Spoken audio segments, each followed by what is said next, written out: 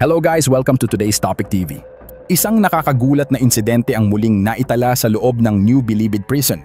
Isang opisyal mismo ng Bureau of Corrections ang naaresto matapos umanong tangkaing magpasok ng ipinagbabawal na droga na itinago pa sa loob ng tinapay. Ayon sa Bureau of Corrections o Bucor, ang insidente ay nangyari pasado alas 7 ng umaga sa Gate 1 ng Maximum Security Compound ng New Bilibid Prison. Ang suspek ay isang Corrections Technical Officer 1, babae, 39 years old at nakatalaga sa Bucor Hospital. Kapapasok pa lamang umano niya sa compound nang makuhanan siya sa CCTV na dumadaan sa walk-through metal detector at inilalagay ang kanyang mga dalang gamit sa mesa para sa regular na inspeksyon.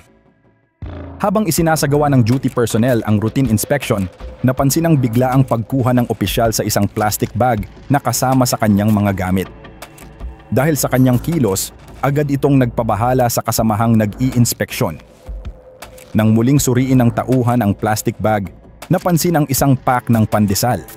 Dito na nadiskubre na may dalawang plastic ng hinihinalang shabu na nakatago sa ilalim ng mga piraso ng tinapay.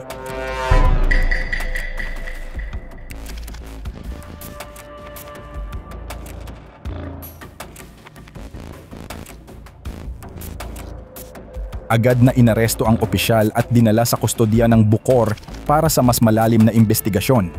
Ayon sa Bucor, mahigit 3 taon nang nagsisilbi ang suspek sa kanilang ahensya.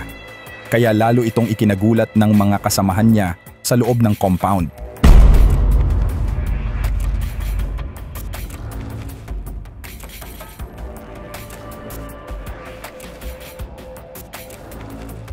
Sa ngayon, sinusuri na kung may iba pang nakasangkot at kung may mas malalim pang operasyon sa likod ng tangkang pagpupuslit.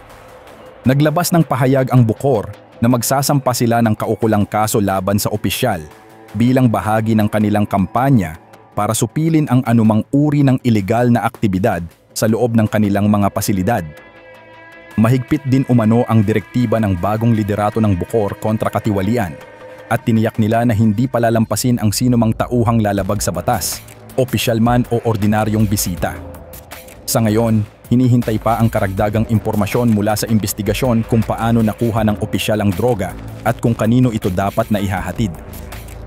Mga kaibigan, paulit-ulit na nagpapaalala ang mga awtoridad na ang mga ganitong kaso ay seryosong paglabag sa batas.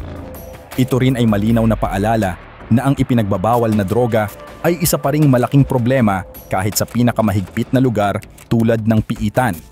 Sa ganitong mga pangyayari, mas lalo nating nakikita ang kahalagahan ng mahigpit na seguridad at integridad ng bawat kawani sa loob ng mga institusyon ng pamahalaan.